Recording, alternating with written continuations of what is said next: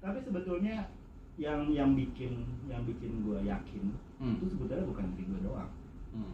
Kenapa gue pengen cabut dari sana adalah ibarat kali gini, lo punya mobil, ya kan? Tapi bukan punya lo sendiri. Kayak ini mobil gue demenan pakai yang manual gitu kan. Cuman ya ada orang yang bilang udah lu pakai matic aja. Kan kayak gitu.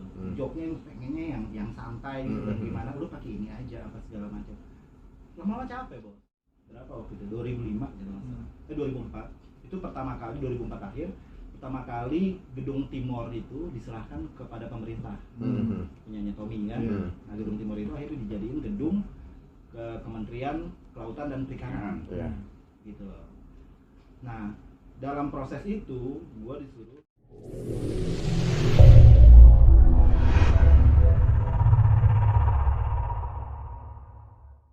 kalau di usaha yang ada label asing dishwasher.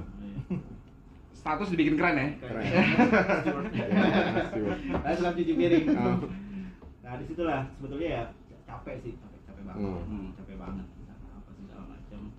Terus pulang dari restoran sampai rumah, gue masih gue kuliah pagi. Oh, kuliah pagi. Ya, karena di restoran itu lo nggak bisa minta pagi terus. Lo tahu dong makan lo kan rame malam. Oh iya. Lo kan gue lupa pembagian zona. Zona waktunya beda, zona waktu beda, zona. Kalau mereka cerita, kalau misalkan tapi kalau malam terus boleh, tapi lo nggak bisa minta pagi terus. Ya udah, gue memang kuliah pagi. Kuliah itu Senin, Rabu, Jumat. 3 hari sekali gitu kan diploma. Cuman itu aja gue keteteran banget gitu. Berarti kata ya gue masih inget kalau jam istirahat gitu ya, orang-orang pada ya biasalah. Ya gue yakin sih mereka nggak ada beban apa segala macam, mereka masih bisa punya uang sampingan kan gitu ya, uang gaji mereka masih bisa dimanfaatin maksimal lah. Ya maksudnya ya ada yang nyari cewek gitu kan, di celana jeans sama segala macam. Nah itu nggak ada cerita buat gue. Gue tetap pusing ngumpulin buat kuliah, pusing ngumpulin buat apa namanya ya, tugas-tugas beli kalkir, beli apa segala macam yang kayak gitu lah.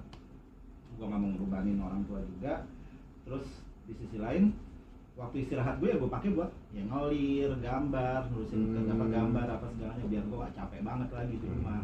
Dan di rumah itu kalau udah sampai rumah gambar minimal gue sampai jam 2 melek. Iya. Kalau besoknya gue nggak dapet pagi. Kalau misalkan hari Rabu gitu besoknya dapet pagi.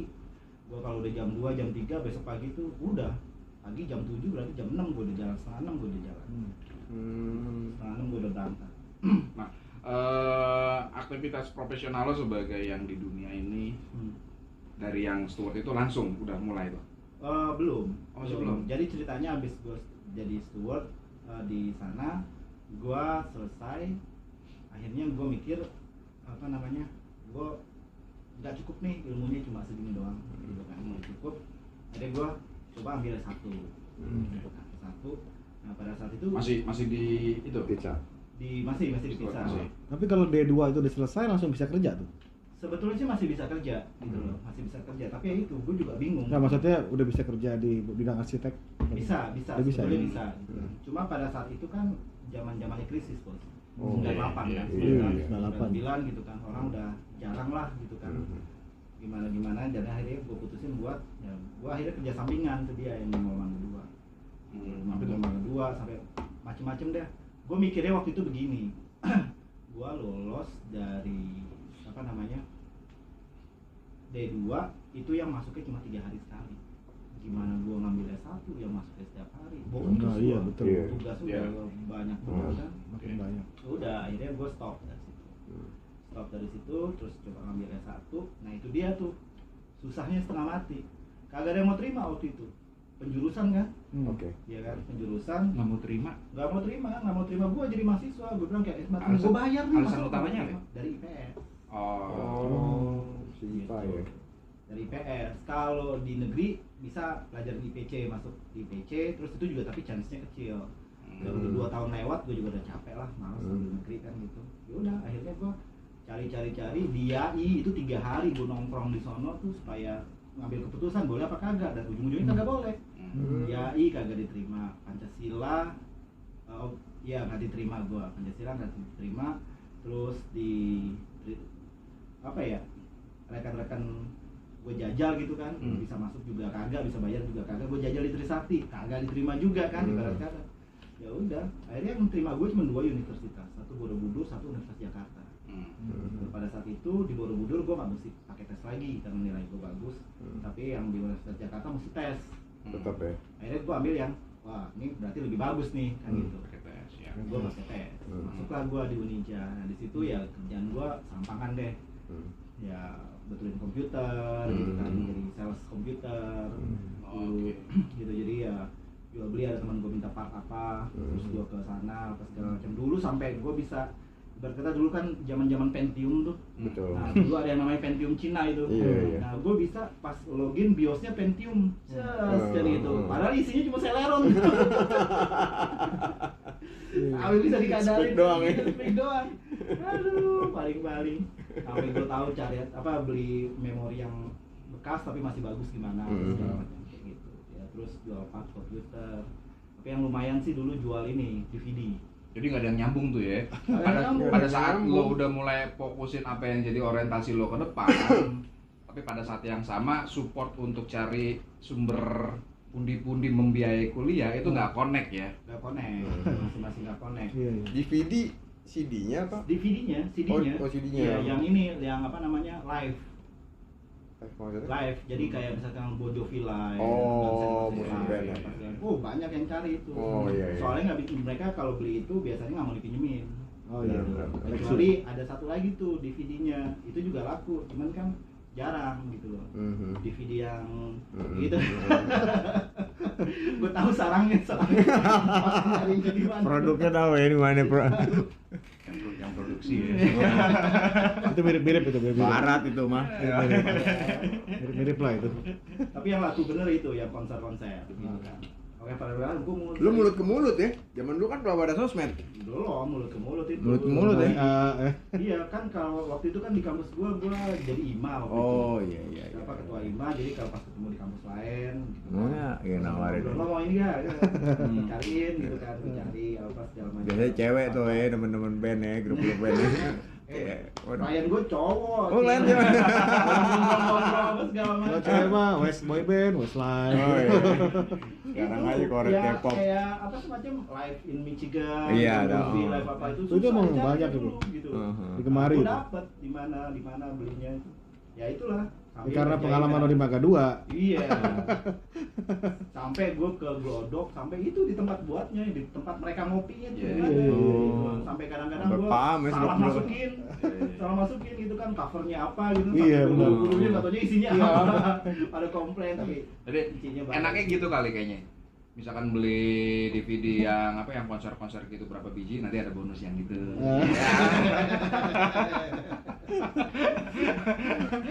Customer service. Iya kan, sama service. Bagian dari apa namanya, after sales gitu, biar balik lagi. Ada yang sama singa nggak bang? Wih, singa. Sirkus sama Sirkus. singa. Oh iya, Bon Jovi teman sirkus. Ada singkat kata kan tadi, lo mulai itu jadi pelayan, kemudian lo juga jadi sales apa, lepas lah ya. Iya. Tapi di sales lepas ini kayaknya banyak duitnya, karena tadi banyak yang jualan Cerdas, bungkus ya. isinya apa gitu. Lebih untung di situ kayaknya daripada di Aduh. steward. Nah, singkat kata dari pengalaman ini, kemudian oke lah, lo berhasil selesai kuliah, terus mulailah ya kerja sesuai dengan bidang kan gitu, sampai pada akhirnya lo sekarang sendiri. Nah itu ada ceritanya juga, Oh, gitu? kenapa gue bisa langsung kerja gitu ya. Nah. Ada ceritanya juga. Jadi gue anggap semua yang terjadi sama hidup gue itu memang semuanya ada urutannya. Kenapa diarahkan ke mana? Gitu. Pertanyaannya, kenapa gue IPS dulu? Gitu kan? Kenapa gue mesti kacau waktu kelas 2 kan? Apa segala macam, nggak bisa fokus. Akhirnya gue masuk IPS. Ternyata gue disuruh masuk ke Unija sama Tuhan nih, gue berpikirnya begitu. Di Unija gue ketemu satu orang namanya Pak Tata Saputra. Kalau Pak Tata nonton ini, Pak, apa kabar? Assalamualaikum, Pak. Kenal Pak, saya kenal. Nah, sama Pak Tata itu gue sering ketemu. Gara-gara minta dispensasi. Dosen. Pak Tata itu dosen sekaligus dia Pudek 2 bagian Oke. kemahasiswaan. Nah, gue minta dispensasi pembayaran. Oke. Harusnya kan orang bayar tuh pas ngisi KRS dia harus bayar nih. Iya. Ya kan? Gue kagak, gue bayar pas mau ujian. Oke. Bahkan pas mau ujian aja gue masih bisa dispensasi karena tambahan gue itu dapat sorry nih Pak. Dulu gue sering ngerjain ujiannya orang. Oh, yang iya, neko, iya. gitu kan. Oke. Yang udah kerja, yang Lama tuh dulu juga tuh di belakang gua ada yang nyolek-nyolek. kertas ujian gua keliling satu kelas. Angker kelas lo. banyak yang nggak kelihatan. Kita malah hilang jawaban kita. Gua tengok lagi udah di ujung. Udah jalan ya. Yang gua pikirin gimana kertas gua bisa balik gini kan sampai guru nongol nggak ada kertas gua buset. Atau dikumpulin aja. Itu dikumpulin. Gue sering minta dispensasi ketemu lah Pak Tata. Sampai akhirnya terakhir gua tugas akhir itu juga yang uji dia. Oke. Yang uji Pak Tata. Uji dia. Dulu ada apa ya, kalau mau cerita tugas akhir itu hari Sabtu waktu itu kejadian. Gue belum tidur tuh 3 hari. Buset. Hari Sabtu. Nah kan ada 2 sesi tuh, sesi sebelum makan siang sama sesi sesudah makan siang. Ya sebentar, ini lo belum tidur karena sibuk belajar atau order Ngerjain. kopian tadi banyak ya? Iya, Gak tahu kan. Dulu gue pernah jadi klien gue. Udah nggak kuat. Jadi gini ceritanya. Sebelum gua ngambil TA, gitu kan. Sebelum gua ngambil TA, gua sempat kerja di bidang ini juga. Gitu. Waktu itu gua masuk di satu perusahaan namanya Constant Fortuna. Gitu kan. Bukan Excellent. Namanya Excellent. Nah, di Excellent ini gua sempat melamar, dimasukin juga sama teman gua, gua jadi sales. Marmer waktu itu. Sales marmer. Nah, iya. Gitu. Nah, emang gua kebiasaan kerja total gitu ya. Jadi gua kerja total. Gua nggak mikirin jam kerja gua jam berapa apa segala macam, sampai bos gua juga gitu senang sama cara kerja gua gitu kan. Cuman di sisi lain senang, di sisi lain diperas juga gitu kan. Udah kamu nginep aja di kantor. Ayo gua kerja jam 2 alasannya aja. Gua udah loyal nih. Kerjaan cepet beres, nggak perlu security lagi kan. Menang banyak. Nah, di situ gua ngeliat bener-bener. Lalu gue kerja di bidang. Tapi lo di kantor yang sekarang ke tim lo nggak begitu kan? Kagak. Takutnya begitu. Jangan lah. Kadang-kadang masa lalu jadi pelajaran, pengalaman yang kadang-kadang bisa diterapin. Gue seneng nih. Lo seneng sama kerja Suruh kamu nginep. gitu kan? Gue dulu biasa begitu. Masa lo baru jam 8 aja kita pulang. Mental tempe. Lemah. Katanya laki-laki ya. Mau maju nggak? Nggak bisa maju jadi arsitek, cuma kerja jam kerja normal. Jadi pas kerja di situ itu benar-benar habis waktu gua. Nggak kecolek gitu, apa namanya? Ibarat kata tugas gua tuh nggak kecolek-colek lagi. Iya. Karena gua total di situ habis kan. Sampai gua baru kerja berapa lama ya? 3 minggu. Gua kerja 3 minggu. Pas 3 minggu terakhir gua ngomong sama bos gua, Pak, kayaknya saya nggak bisa lanjut. Saya mau selesai kuliah. Iya. Udah. Akhirnya cuma dikasih gaji gua 600.000 waktu itu terakhir. Udah, akhirnya balik lagi. Gua harus mutusin tuh, Bro. Sebab beberapa teman gue yang memang udah kasihkan kerja di bidang itu lewat. nggak maksimal, lewat. Udah tahu duit. udah enak, Kuliahnya segala berhenti. macam. Waktu itu gue harus betul. Karena kan totalitas di sana. Udah, gue keluar ya akhirnya gue ambil tugas orang tuh TA. Gue sempat ngerjain tuh. Jadi TA itu gue ambil tiga orang, 3 orang TA yang gua TA sendiri itu gambar dan bikin maket sama bikin skripsi. Ada 1 orang bikin skripsi doang, ada 1 orang bikin gambarnya sama skripsinya. Sebenarnya kalau dilihat dari masa kuliah lo itu sebenarnya lo juga nggak lulus juga nggak apa-apa. Opsikan terus. Ini nggak hapus juga. MA. Agak gua bukan kerja serius, Bos. Aduh, gua kalau nggak Lumayan kerja juga nih buat pencarian ya. Tapi itu namanya survival tuh. Iya. Survival. Sama. Ada anak akuntansi, gitu kan, nyusunin skripsi anak transportasi. Gimana ceritanya tuh? Ada supply. Yang penting supply demand masih masuk, referensi masih kena, oke. Nah, saking gue sering ketemunya Pak Tata, terakhir pokoknya gue balik, dendam nih ceritanya, gue mau tidur sebulan kagak bangun-bangun gitu kan, capek. Udah ngancem nih. Udah ngancem. Kagak juga kan, gue mesti makan, Iya. bangun grep aja juga. Nah 3 hari waktu itu kalau nggak salah. Nggak tidur tuh. Minggu, bukan. Setelah itu TA kan hari Sabtu tuh. Oh. Hari Minggu, Senin, Selasa langsung ditelepon sama Pak Tata. Gitu, ditelepon sama dia. Ini Pak Tata ini kayaknya selama lo di kampus apa ya banyak punya peran ya. Ya, yang pasti sih dia support kegiatan mahasiswa itu satu. Ya dia nge-backupin lah kegiatan mahasiswa. Gue juga kan di kampus dulu seneng, dulu ada TKI MAI kan. Jadi sekalian jalan-jalan gitu kan. Gue kagak gablek buat keluar kota di situ. Gue sempet ke Semarang, Solo, gitu kan, ke mana lagi, ke Bali, ke Makassar, jalan-jalan acara temu karya ilmiah gitu. Di backup terus sama Pak Tata. Nah pas terakhir itu diuji sama Pak Tata, 3 hari setelah itu, hari Selasa siangan, Pak Tata telepon, "Pak, kamu tinggal di Bekasi?" "Ya Pak, lagi di Bekasi." Gitu kan. Nah terus Pak Tata tanya, "Kamu bisa bangun rumah nggak?" "Bisa Pak." "Bisa aja gitu kan." "Bisa Pak." "Ya udah Bapak ada proyek di sana, nanti kamu kerjain." Gitu kan. Ketemulah Rabu pagi, ketemu owner, ketemu itu, gambarnya udah ada, mulai gue bangunin rumah di situ. Pengalaman Awal pertama tuh. bangun tuh ya. Bangun. Awal ya? Awal pertama Pecah telur tuh. Pecah telur bangun rumah di situ. Nah sambil jalan akhirnya gue kebetulan dikenalin lagi nih sama satu orang. Bangun rumah kan pas sudah ada gambarnya kan gue kagak nongkrongin di situ kang ngerjain gitu kan. Paling tiap hari gue datang 2 jam 3 jam gitu kan lihat, terus gue balik. Di situ gak karena lu pembangunan rumah yang pertama itu jadi semakin mempertegas profesi lu, jadi artinya pengalaman bangun rumah kayak lebih enak nih daripada ngerjain TA orang, daripada ngopi aplikasi. Lebih enak ya. Iya. Tapi pada saat itu Tuhan juga, kenapa gue bilang Tuhan, beneran itu gue dapat lagi kesempatan dikenalin sama namanya Pak Yana, dikenalin sama orang Pak Yana itu kenalin ke tempat saya ke sama satu orang yang namanya Pak Asraf, gitu kan. Nah, setelah Pak Asraf akhirnya disuruh dulu tahun 2000 berapa waktu itu 2005 gitu 2004 itu pertama kali 2004 akhir pertama kali gedung Timor itu diserahkan kepada pemerintah punyanya Tommy kan. Nah gedung Timor itu akhirnya dijadiin gedung ke Kementerian Kelautan dan Perikanan gitu loh. Nah dalam proses itu gua disuruh desain interiornya pada saat itu. Tanya Pak Asraf, kamu bisa nggak? Gitu kan. Tapi saya belum punya izin Pak. Izin itu belakangan. Saya cuma perlu orang yang ngerjainnya bisa nggak? Itu gua ajaklah Sandi. Udah waktu itu 8 lantai, 11 sih plus 2 lantai dari basement. 8 lantai itu desain interiornya gue yang desain semuanya itu di Kementerian Kelautan dan Perikanan pada saat itu.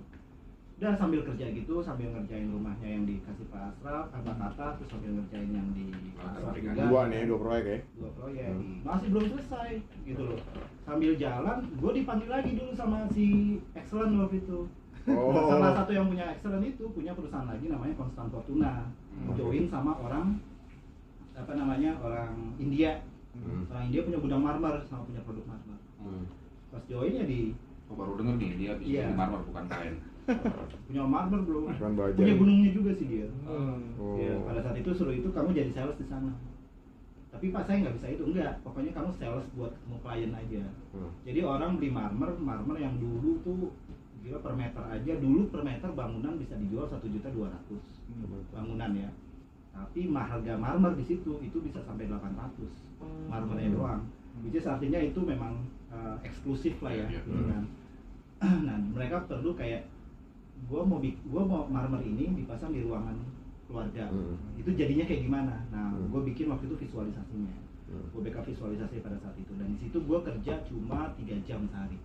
Jadi pagi gue datang, gitu kan jam 8. Short time nih. Ya.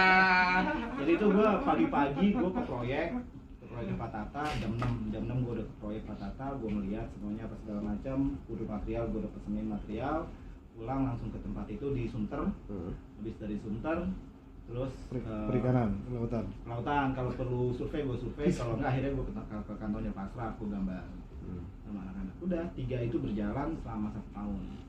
2005 ya? 2005 sampai 2006 tuh. Yang pas 2006 kayaknya nggak kuat juga badan kan. Ya udah akhirnya gue di Bekasi lagi? Gue di Bekasi gitu kan. 2006 akhirnya gue tinggalin yang sama orang India itu dan sama Pak Asraf juga waktu itu ya karena di situ ada in-house engineer-nya Pak Yana. Ya udah setelah project itu paling gue cuma bantu-bantu aja dikit. Gue suruh konsentrasi di perusahaannya Pak Tata tuh. Perusahaan Pak Tata, kamu konsentrasi di sini deh, kamu kelola ini perusahaan, ada tempatnya, ada ininya apa segala macam. Gue ajak Sandi waktu itu, udah gue di situ terus. Gue di tempatnya Pak Tata, gue kelola lah kantor itu. Pak Tata cuman Van ada klien di sini, klien masih muda begini, mau bikin rumah, coba kamu samperin. Oh ya Pak, samperin mulai dari di situ sebetulnya gue mulai terlatih bagaimana gue wawancara, gue ini apa segala macam. Oh di situ desain belajar gitu, ya. Semuanya udah terlatih untuk itu. Pokoknya Pak Tata hampir tidak melakukan apa-apa, tinggal dia ngeremin gue aja kalau gue salah. Nah di sini ajaibnya yang gue rasain adalah itu ada konektivitas antara perhitungan ekonomi gitu kan, terus catatan akuntansi sama ngejalanin project. Dan alhamdulillah bener, gue tuh waktu itu kelas 2 waktu yang kelas 3 SMA kan di IPS Dapat ya. dapat gitu loh, cepet banget gue koneknya gitu loh. Gimana nih di project mesti jadi duit kan gitu. Mesti jadi duit projectnya, terus dihitung di tengah jalan kita mesti tahu tuh untung kita berapa. Nah gue cepet koneknya tuh gitu kan, gampang ngertinya deh gitu kan.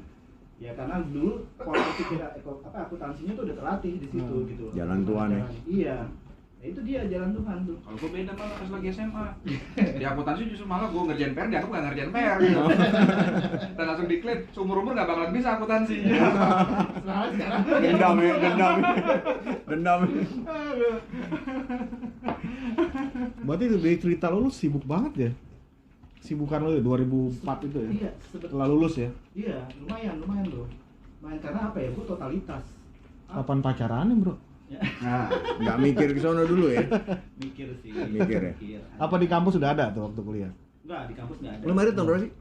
Apa? Gue merit 2006. Oh iya. Jadi pas 2006 itu gue pas jalanin projectnya sama Pak Tata, ada satu tuh yang lumayan ngedampar waktu itu.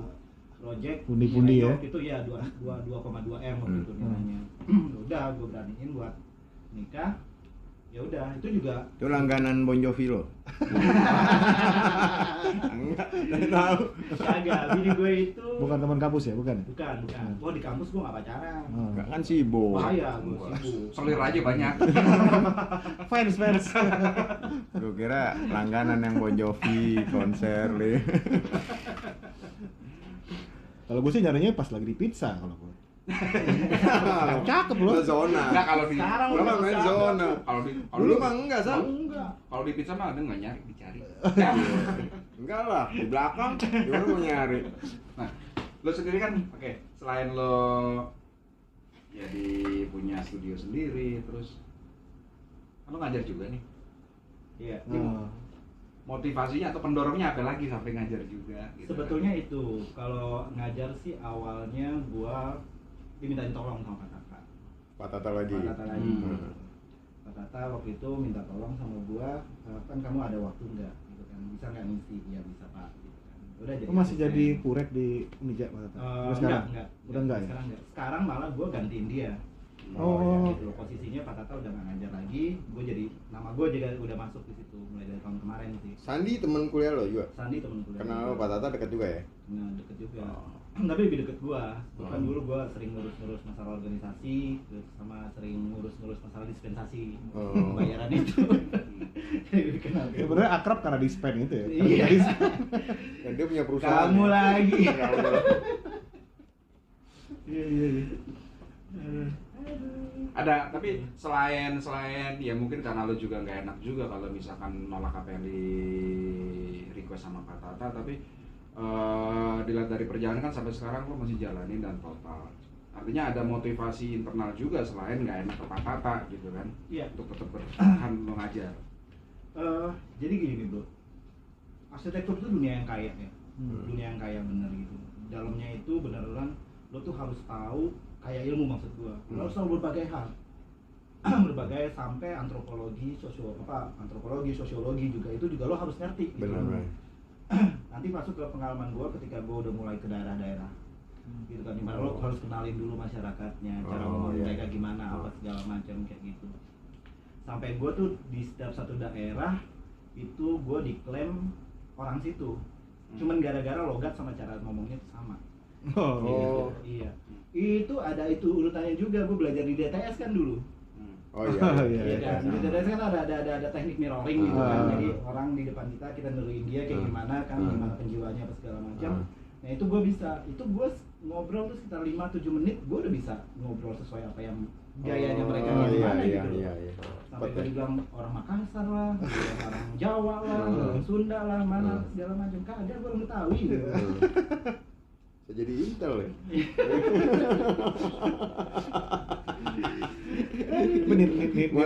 Niru orang Padang bisa?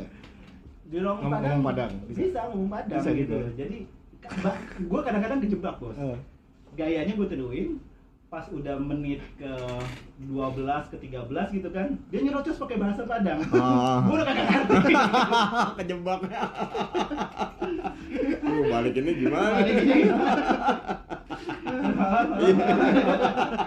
Iya. Iya.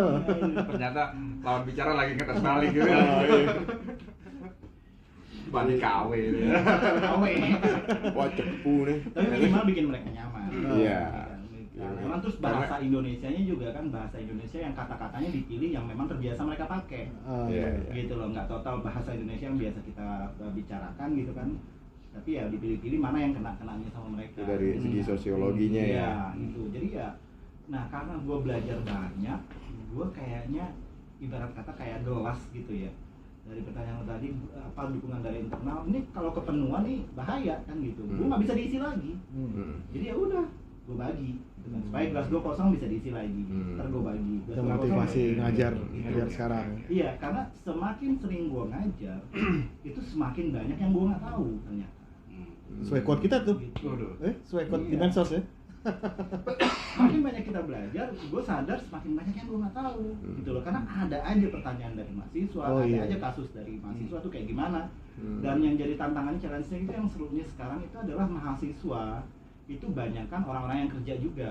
Jadi kan orang yang profesional yang kerja, gitu kan, yang belajar di sana tuh, ya ada yang jadi drafter, ada yang jadi estimator. Itu banyak kasus ya. Betul, banyak kasus dari mereka. Akhirnya gue belajar terus. Di situ senangnya tuh di situ.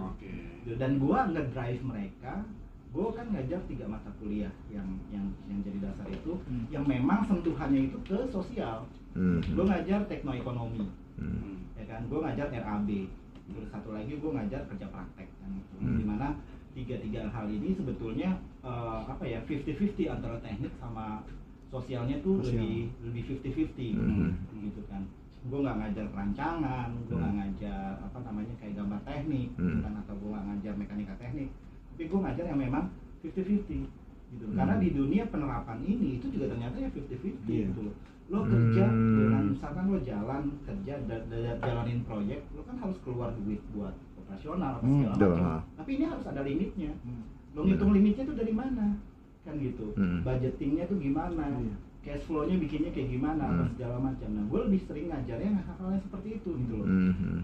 Nah, serunya di situ adalah mereka juga tertarik gitu kan ternyata. Cuman yang itu tadi semenjak ada online gitu, budak ngajarin mereka, ngajarin ekonomi, ngajarin ilmu sosial ke anak teknik itu susahnya benar-benar susah loh. Lagi online ya. Apalagi online gitu loh. Akhirnya mereka kadang-kadang gue suruh, ya udah datang aja di studio gue gitu kan. Apalagi kalau pas udah bersentuhan sama peraturan pemerintah, bersentuhan lagi sama hukum pranata tuh, puyeng lagi mereka gitu kan. Gue suruh lihat itu ada di bab sekian, keputusan Kemen sekian atau segala macam. Dia mikirnya, Pak kok kita belajar ini sih Pak PPKN? Bukan gitu, memang gitu aturannya lo harus. Ini kita lagi belajar Lemhanas nih. Karena otaknya doktrin hitung-hitungan orang IPA itu kan. Dan yang bikin mereka kejebak tuh kadang-kadang mereka terlalu, ada yang orang yang terlalu seni banget gitu kan. Lu jangan seni banget, kenapa kagak bisa jualan lo? Ibarat kata ini kan harus ada yang bayar gitu loh. Challenge-nya ya jadi ke arah sana. Jadi motivasinya benar, bagi-bagi ilmu supaya gelas gue kosong gue bisa isi lagi. Kalau nggak kayak gitu padat gitu loh. Setiap hari tuh gue selalu bertanya apa yang mesti gue lakukan. Setiap hari gue selalu bertanya apa yang bisa gue kerjakan dan lain-lain seperti itu. Tapi ya asik aja semuanya nge-flow aja gitu kan. Bahkan setiap tahun ajaran baru dengan mata kuliah yang sama, gue ada aja yang gue tambahin lagi materinya. Gue ada lagi menambahin materinya.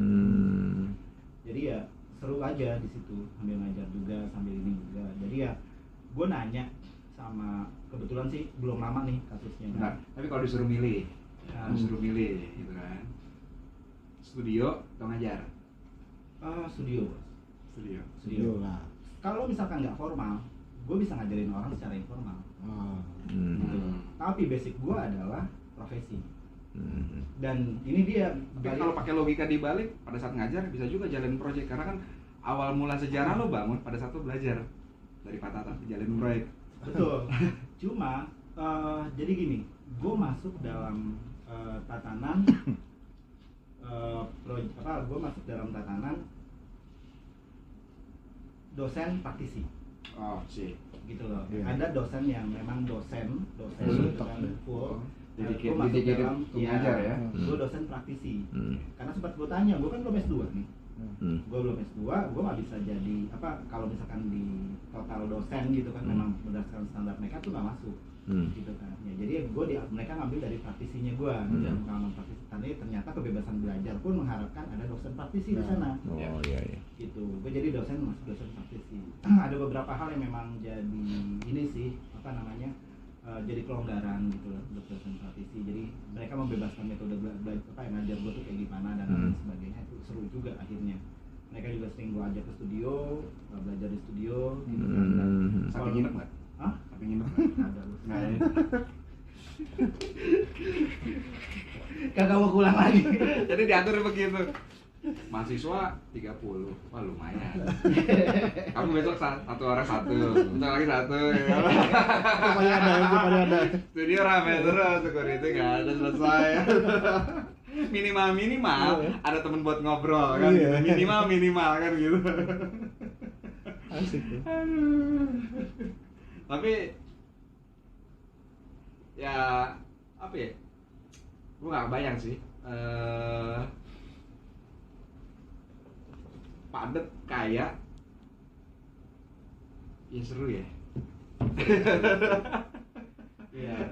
Padet kaya seru, apa yang jadi lo punya ya histori ya, perjalanan sampai pada titik ini. Nah ini baru kita saat ini nih kan, present, future apalagi, Future, mimpi-mimpi What gitu. else? Nah, what else? What else? Sebetulnya what else itu akan menjadi sebuah pertanyaan. Memang lo tanya sekarang sebetulnya sama kayak gue tanya sama diri gue sendiri gitu ya. Bicara masalah kenyamanan hidup, bicara masalah pilihan hidup, ya kan. Lo mau terus cari duit doang, jadi gue berpikir gue cari duit di bidang ini, gue berpikir gue cari duit, tapi gue gak sejati di situ, gitu loh. Karena ada beberapa hal yang memang sebetulnya gak bisa dibayar sama uang, gitu loh. Dan di sisi lain, kalau gue kalau gue mau sejati, gue nggak bakal bisa jadi ya konglomerat lah, gitu loh. Contohnya ini satu langkah yang baru gue ambil gitu ya. Ada beberapa hal yang berkaitan sama pekerjaan-pekerjaan yang dimana pekerjaan itu memang harus ada, ya misalkan ada yang bawa gitu ya. Terus ya ada beberapa komitmen yang harus dibayarkan di depan dan lain-lain sebagainya gitu. Ya gue udah lepas deh dari itu gitu kan. Terus ada beberapa pekerjaan yang sifatnya teknis banget gitu ya. Ya udah, ini gambarnya, terus harganya sekian, lo bisa nggak kerjain atau enggak? Udah, gue lepas aja kerjaan-kerjaan kayak gitu. Karena kalau berpikir gue kan di drive sama mereka, gitu loh. Nah kalau misalkan gue kerjaan gue di drive sama mereka sampai kayak begitu, ya kalau mau dibilang duitnya ada ya duitnya ada. Gitu kan. Sama kayak kemarin deh, gue sekarang ini yang kayak lo bilang, bukan cuma tiap bulan gue harus mikirin gue harus keluar duit kan gitu. Tiap minggu gue harus mikirin gue harus keluar duit karena tukang kan tiap minggu bayaran. Oh iya. Ya, cuma ikan security doang satu. Udah ada. Iya. Dan ya mesti muter segala macam. Itu komitmen. Itu semua akhirnya pertanyaan lo gue balikin, pertanyaannya itu buat diri gue, dan akhirnya gue tanya sama istri gue. Karena mau nggak mau kan hidup gue bukan milik gue doang. Hidup gue bukan milik gue doang, gue juga punya istri gue, punya anak gue, gitu. Jadi ya gue harus balance semuanya. Dan gue udah ngerasain gimana ngasih kenyamanan mereka, tapi satu hal yang paling berharga dari gue tuh gue sedikit ngasihnya waktu.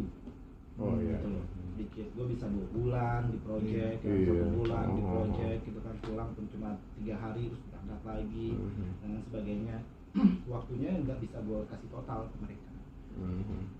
Ya sedih Tapi kalau juga. sekarang sudah bisa ya? Sekarang udah bisa, kebetulan juga banyak proyek-proyek di Jakarta. Toh ketika gue dapat proyek di luar pun gue bisa pilih 1 orang yang muda, ya Allah konsentrasi di sana gitu. Gue paling melihat di sana seminggu sekali dan nggak sampai berhari-hari. Gue cuma tinggal mikir bakalnya progresnya kayak gimana dan lain-lain, terus lihat antara lapangan sama progres sudah betul belum dan lain sebagainya, lebih ke arah sana. Jadi ya gue punya kebebasan untuk itu. Kalau ditanya kedepannya what next-nya apalagi sih nih, gue yang pasti sih gue pengen studio gue berkembang. Studio berkembang bukan hanya dengan sebuah kondisi gue punya banyak duit, tapi di mana studio itu juga punya banyak orang yang bisa berkarya di sana. Gitu kan. Dan barusan barusan ada dulu bekas staff gue waktu di kantor, barusan semalam tuh WhatsAppan sama dia. Dia nanya, Pak bisa gak gabung? Gue bilang kalau misalkan kamu gabung sebagai karyawan, aku belum bisa bayar. Karena proyek yang ada sekarang itu masih bisa dihandle sama karyawan-karyawan yang ada sekarang. Dia bilang nggak apa-apa Pak, saya juga sekalian mau kuliah, tapi saya mau gabung di sana, mau belajar gimana. Oh kalau itu kita welcome. Gitu kan. Dan akhirnya dia mau ke Jakarta dari Aceh. Oh dari Aceh? Dari Aceh gitu kan. Dia mau belajar lagi di sana, ayo welcome apa segalanya. Kayak mungkin gue bilang sama dia, nanti kalaupun nanti ada project di kekurangan ya nanti gue prioritasin, lo bisa masuk gitu kan, kita partneran, masuk. Jadi ya gue pengen studio itu besar, di mana banyak orang juga berkarya di sana. Bahkan gue pengen kalau misalkan gue nggak punya karyawan lagi, semua nanti partneran. Kita partneran.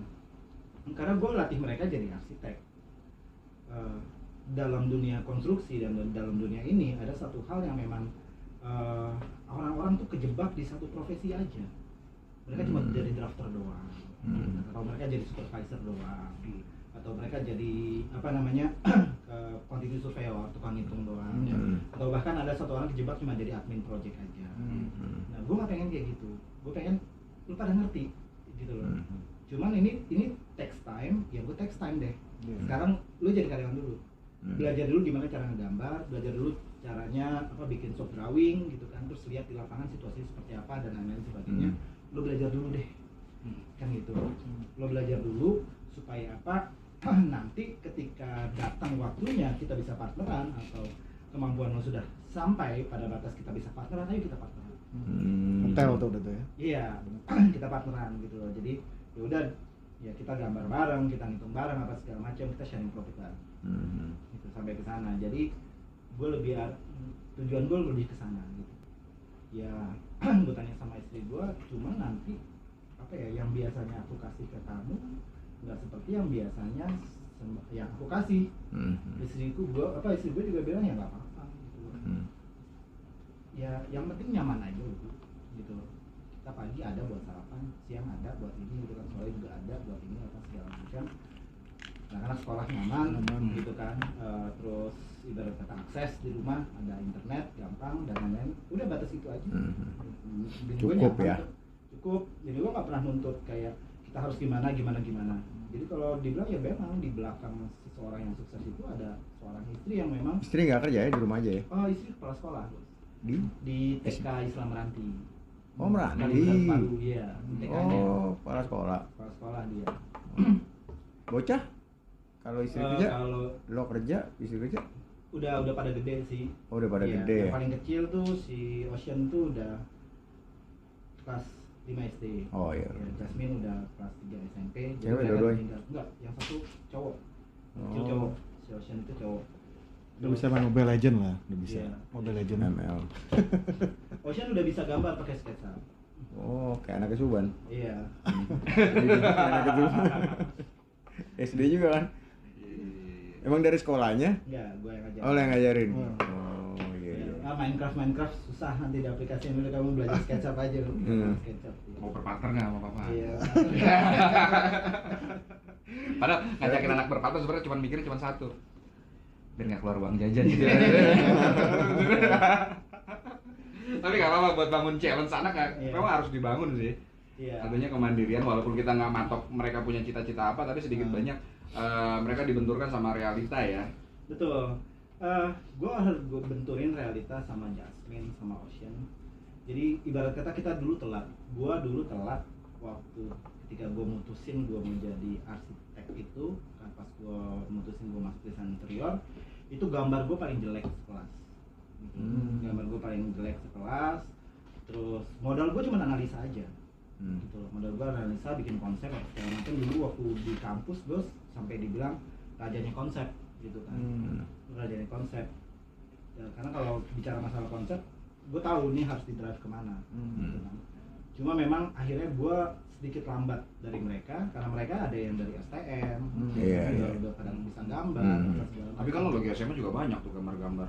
Iya, cuman beda bos. Di baju, di seragam, di tembok, di meja. Ivan Mesir. Di meja Ivan Mesir, di meja ini.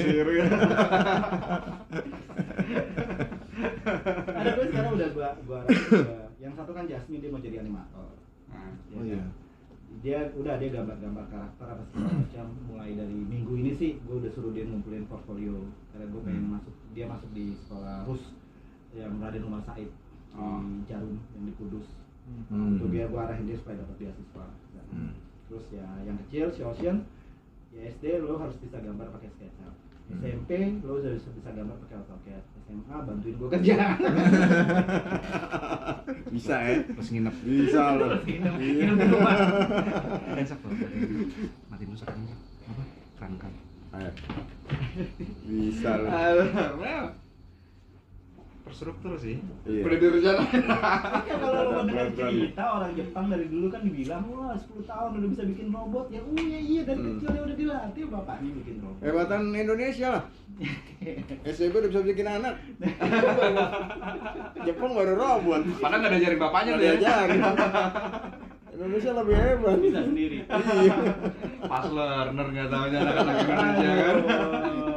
Itu baru robot, kita manusia loh. Real. Bela Suti dan Tejo. Terkenal mana-mana. Kayaknya biar makin seru, kayaknya langsung nyanyi seru makin nih. Bisa. Ayo, kita nyanyi. Makin seru nih. Taksi sak. Ayo, Sak. Kuat Berarti atap daun itu bagi ilmu juga ya.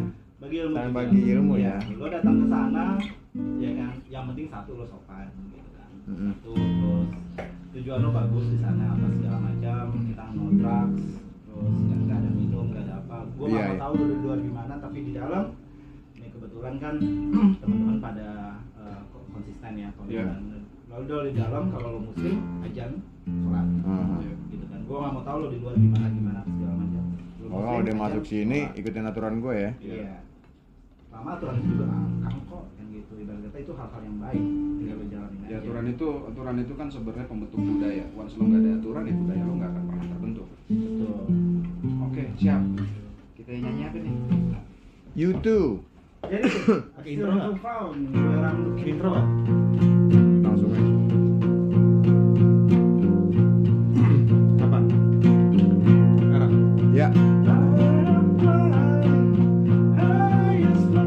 Dua sama.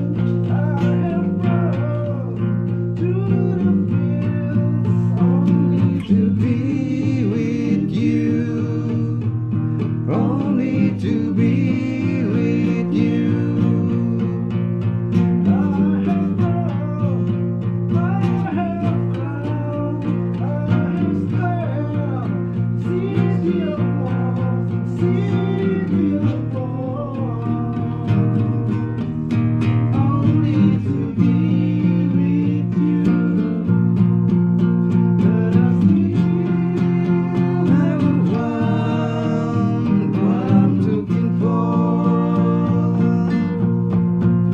But I still haven't found what I'm looking for. I have kiss, high lips, feel the healing in a fingertip, it burns like fire. It's burning desire.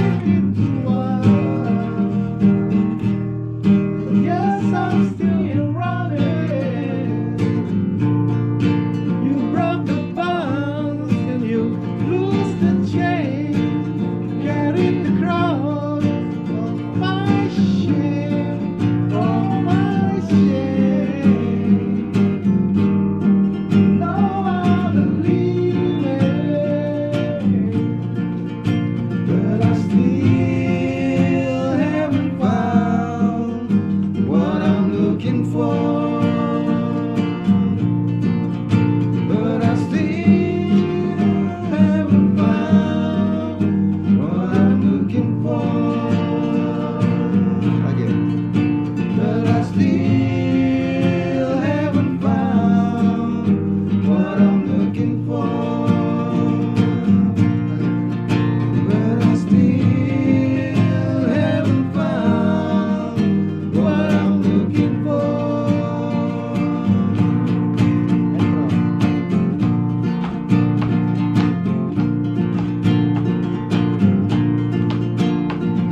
I still haven't found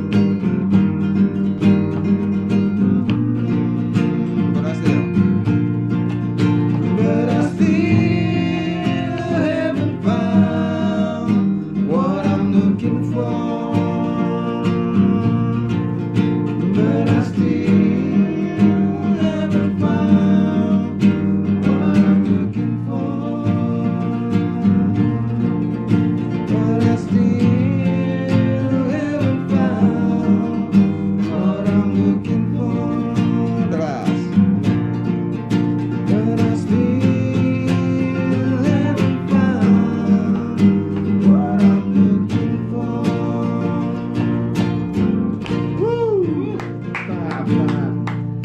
Jadi harus kita I'm looking for. Agustinus. Nggak ketemu-temu, kayak alamat palsu itu. Iya. Jadi pencarian terus berlanjut ya. Yes.